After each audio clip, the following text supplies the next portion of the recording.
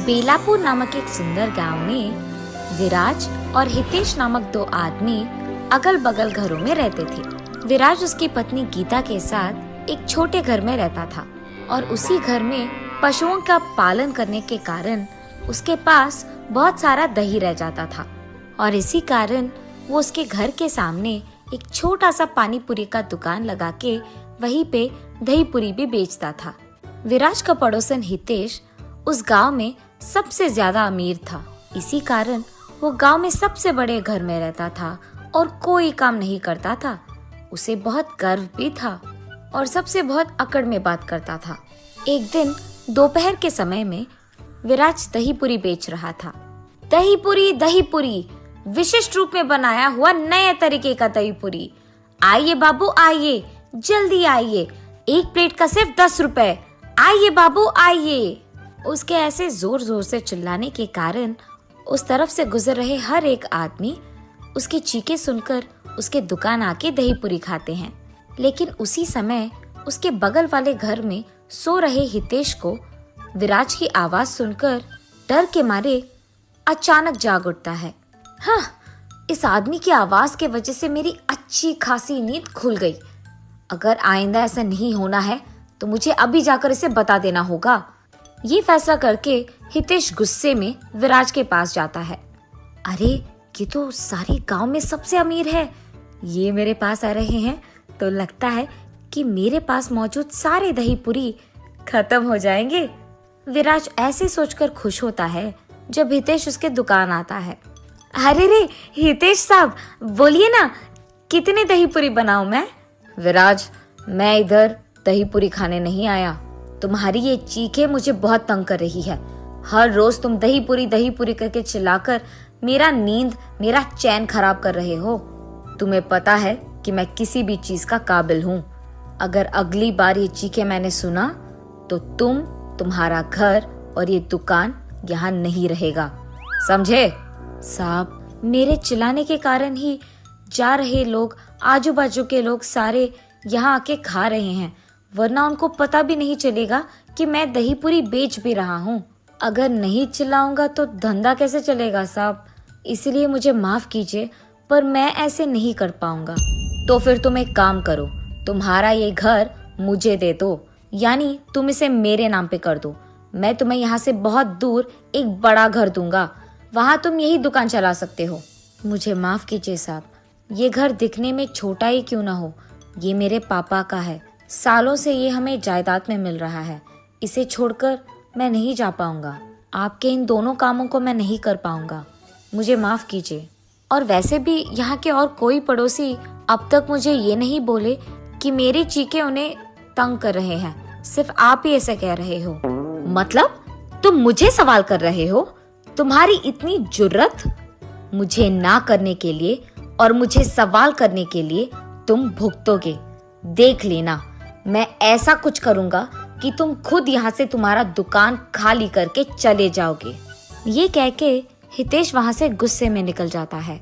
अपने आप उसे भगाना होगा, पर कैसे जाएगा? क्या करूं? हाँ, ये सही है।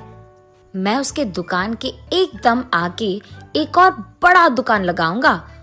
उसमें मैं एक ऐसे आदमी को लगाऊंगा जो दही पूरी विराज से भी अच्छा बनाए और वो दही पूरी विराज से भी कम दाम में बेचेगा। ऐसे विराज को छोड़कर सारे लोग मेरे ही दुकान आएंगे। इसी कारण विराज दुकान छोड़कर चले जाएगा। ये फैसला करके वो दूसरे ही दिन विराज के दुकान के ठीक सामने एक बड़ा सा दुकान लगाता है। उसमें एक बहुत अच्छा दही पूरी बनाने वाला और वहाँ के ग्राहकों को बैठने के लिए कुर्सियों की इंतजाम भी करता है। और उस दही पूरी का दाम भी विराज से कम ही होता है। विराज की दुकान से कम दाम होने के कारण उस गांव के सारे लोग दही पूरी खाने के लिए हितेश के दुकान ही जाते हैं और विराज के दुकान को जाना बंद कर देते हैं। ये देख हितेश खुशी से पगला जाता है। ऐसे कुछ दिन बीत जाते हैं। एक दिन विराज देखते ही रहता है कि सारे ग्राहक उसके दुकान आए बिना हितेश के दुकान ही जाते रहते हैं। हितेश ने सिर्फ जीतने के लिए ये सब किया है। मेरे दुकान के ठीक सामने उसका एक बड़ा दुकान लगाकर उसमें एक बावर्ची लगाकर, कुर्सियां लगाकर दाम को कम करके दही पूरी बेच रहा है, ताकि सारे ग्राहक सिर्फ उसके दुकान जाए और मेरे यहाँ नहीं आए। ऐसे ही करने दूंगा उसे तो वो जीत जाएगा। मुझे कुछ तो भी करके अपने और ग्राहकों को बढ़ाना होगा, मगर कैसे? अरे हाँ, हितेश के दुकान सभी इसीलिए जा रहे हैं क्योंकि उसके यहाँ दही पूरी का दाम कम है। अगर मैं उसके दाम से भी कम करूँगा तो सारे ग्राहक मेरे ही पास आ जाएंगे वापस। हाँ, ये अच्छा विचार है। ये फैसला करके वो अगले दिन से हितेश के दुकान से कम दाम में दही पूरी बेचने लगता है। ये बात सुनते ही गांव के सारे लोग विराज की दुकान जाना वापस शुरू कर देते हैं और हितेश के दुकान जाना बंद। ये बात सुनते ही हितेश क्रोधित हो जाता है और गुस्से में ये फैसला लेता है कि उसके दुकान में दही पूरी वो सबको मुफ्त में दे देगा। जैसे ही गांव वासियों को पता चलता है कि हितेश के दुकान में सारे दही पूरी मुफ्त के हैं, तो सारे वही चले जाते हैं। इतना कि हितेश का दुकान भीड़ित हो जाता है और विराज के दुकान कोई नहीं जाता है। हितेश तो अमीर है और अमीर होने के कारण उसको उसके दुकान में मुफ्त दही पूरी देने से कोई फर्क नहीं पड़ेगा। लेकिन मैं तो ऐसे नहीं कर पाऊंगा ना। मैं जितने भी दही पूरी बनाऊं, मेरे दुकान कोई नहीं आएगा क्योंकि हितेश के दुकान में सब कुछ मुफ्त है। अब तो मेरा व्यापार चलना नामुमकिन है। लेकिन मुझे दही पूरी बनाने के अलावा और कुछ नहीं आता। मैं क्या करूं? इस मुसीबत का हल कैसे ढूंढूं? मैं क्यों डरूं? मैं कुछ गलत नहीं कर रहा हूं। मैं भी देखूं तो सही कि ऐसे मुफ्त में कितने दिन कितने दही पूरी दे देगा। एक ना एक दिन उसके दुकान में दही पूरी खत्म हो जाने के कारण तो कोई ना कोई मेरे दुकान आ ही जाएगा। इसलिए मैं दही पूरी बेचना बंद नहीं करूंगा। हर रोज मैं अपना दुकान खुला ही रखूंगा। एक ना एक दिन तो लोग आएंगे ही। तब से वो ठान के हर रोज कम मात्रा में दही पूरी बनाने लगता है। ऐसे कुछ दिन बीत जाते हैं। इस दुकान का मालिक एक बहुत अमीर आदमी होने के कारण वो सबको मुफ्त में खिला रहा है और ये सब वो उसके पड़ोसी को हराने के लिए कर रहा है। लेकिन मुफ्त में खाना देने के कारण यहाँ बहुत भीड़ित रह रहा है। बहुत सारे लोग आ रहे हैं। ऐसे ही चलता रहा तो एक ना एक दिन उसका सारा जायदाद, सारे पैसे सिर्फ सबको मुफ्त दही पूरी देने में खत्म हो जाएंगे और उसे पता भी नहीं चलेगा। और इतना ही नहीं, रात के समय में तो मालिक दुकान में रहता ही नहीं है, तो उसे पता भी नहीं चलेगा कि मैं कितनी दही पूरी को बेच रहा हूँ। तो मैं आज से एक काम करूँगा, इसको यही कहूँगा कि मुझे सामग्री लेने के लिए पैसे चाहिए। मैं कम मात्रा में सामग्री लेकर बाकी पैसों को अपने पास रख लूँगा। यही अच्छा वक्त है, उसे पता भी नहीं चलेगा। इसी बहाने मैं कम से कम पैसों का बचत करूँगा। उसके विचार के मुताबिक ही वो अगले दिन से हितेश को झूठ बोलता था और सामग्री के लिए ज्यादा पैसे लेता था। वो कम पैसों में सामग्री खरीदकर बाकी पैसे उसके पास रख लेता था। ऐसे ही चलने के कारण एक दिन कम मात्रा में सामग्री लाने के कारण बहुत जल्दी दही पूरी खत्म हो जाते हैं और इसीलिए जो भी हितेश के दुकान आता है, बावर्ची यही कहता है कि दही पूरी आज के लिए खत्म हो गए हैं। जब ग्राहकों को ये बात पता चलता है, वो निराश होकर हितेश के दुकान से बाहर निकलते हैं और ये सब विराज देखता है। उसे किसी की बातें भी सुनाई देते हैं कि हितेश के दुकान में दही पूरी खत्म हो गया है। इसी मौका को देख विराज एकदम से चिल्लाने लगता है, दही पूरी, ताजा ताजा दही पूरी, आइए बाबू आइए। ठीक तभी विराज की चीखें सुनकर वहां से जा रहे ग्राहक मुड़कर उसके दुकान आके दही पूरी को खरीद के खाते हैं। ये देख विराज बहुत खुश होता है। भगवान करे कि कल भी ग्राहक ऐसे ही मेरे दुकान आके खाए। मन में ऐसे सोचकर विराज उस दिन दुकान बंद करके खुशी खुशी उसके घर जाता है। अगले दिन भी ऐसे ही हितेश के दुकान में वापस पानी पूरी खत्म हो जाने के कारण सभी विराज के दुकान में ही दही पूरी खाने आते हैं। ऐसे ही कुछ दिन बीत जाते हैं। एक दिन विराज सुबह के समय में जब दही पूरी बनाने के काम में व्यस्त था, उसके एकदम सामने वो ये देखता है कि हितेश के दुकान में काम करने वाला बावर्ची उससे बहुत सारे पैसे लेता है। अरे ये आदमी हितेश से इतने सारे पैसे क्यों ले रहा है?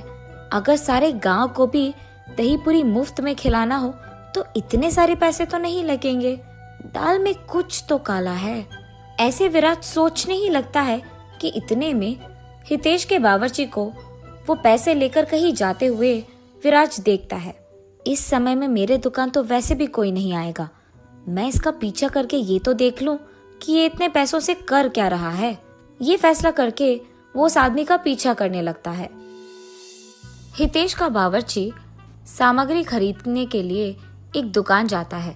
वहां सिर्फ कुछ ही पैसे खर्च करके बाकी सारे उस सामग्री के साथ उसके घर ले जाता है। घर पहुंचते ही सामग्रियों को बगल में रख के उसके बचत के पैसों को बाकी पैसों से मिलाकर उसकी गिनती करने लगता है। ये सब विराज उसके घर की खिड़की से देखता है। अरे, ये आदमी तो हितेश को धोखा देकर उससे पैसे चुरा रहा है। उससे बहुत सारे पैसे लेकर कम पैसों में सामग्री खरीदकर बाकी पैसों को ये बचत कर रहा है। इसी कारण कुछ दिनों से हितेश के दुकान में दही पूरी जल्दी खत्म हो जा रहा है, जिसके कारण सारे ग्राहक मेरे दुकान आ रहे हैं। मुझे तुरंत इस बात हितेश को बता देना होगा। उसके बाद विराज हितेश के पास जाकर उसे सब सच बताकर उसे उसके साथ ले जाकर उसके बावर्ची का सच्चा रूप दिखाई देता है। वहाँ पैसे गिनते हुए उसके बावर्ची को देख हितेश चौंक जाता है। तुम्हारे पास इतने सारे पैसे कहाँ से आए? तुमने जो कुछ भी करा मुझे विराज ने सब कुछ बता दिया। तुमने सोचा कि तुम मुझे धोखा दोगे और बच जाओगे? सब सच बताओ, वरना मैं तुम्हें इस गांव में रहने लायक ही नहीं छोड़ूंगा। मुझे माफ कीजिए भाई साहब, मैंने गलती कर दिया। मैंने आपको सामग्री के लिए बहुत सारे पैसे देने के लिए कह दिया और उसमें सामग्री कुछ ही खरीद कर बाकी में रख लेता था। ऐसे ही ये पैसे आए साहब, मैंने और कुछ नहीं किया साहब, मुझे माफ कर दीजिए। आप आपके पैसे ले लीजिए साहब। पहली बार गलती है इसीलिए माफ कर रहा हूँ। तुम मुझे मेरे पैसे दे दो और कल से दुकान आने की कोई जरूरत नहीं है। ऐसे कहने के कारण वो आदमी हितेश को पैसे देकर वहाँ से चले जाता है।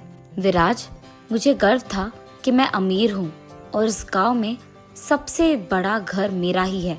इसी कारण मुझे बहुत गर्व था और मैं बहुत अकड़ से सबसे बात कर रहा था। सिर्फ तुम्हें हराने के बहाने मैंने न जाने क्या क्या नहीं किया। एक बड़ा दुकान लगाया, उसमें मुफ्त का खाना दिया। इतना सब कुछ करने के बावजूद तुमने मेरी मदद करने से पहले एक भी बार नहीं सोचा। जैसे ही तुम्हें पता चला कि मुझे कोई धोखा दे रहा है, तुमने मुझे तुरंत बता दिया। मैंने तुम्हारे बारे में बहुत गलत समझा। मुझे माफ कर दो और आइंदा मैं ऐसे गर्व में बात नहीं करूंगा और अकड़ में नहीं रहूंगा। मैं तुम्हारे व्यापार के लिए भी अब मुसीबत नहीं बनूंगा। आज से हम दोनों दोस्त बन के रहेंगे। तब से हितेश उसका व्यवहार बदलकर सबसे अच्छे से बात करता है और विराज हमेशा की तरह उसके दुकान को चलाते रहता है।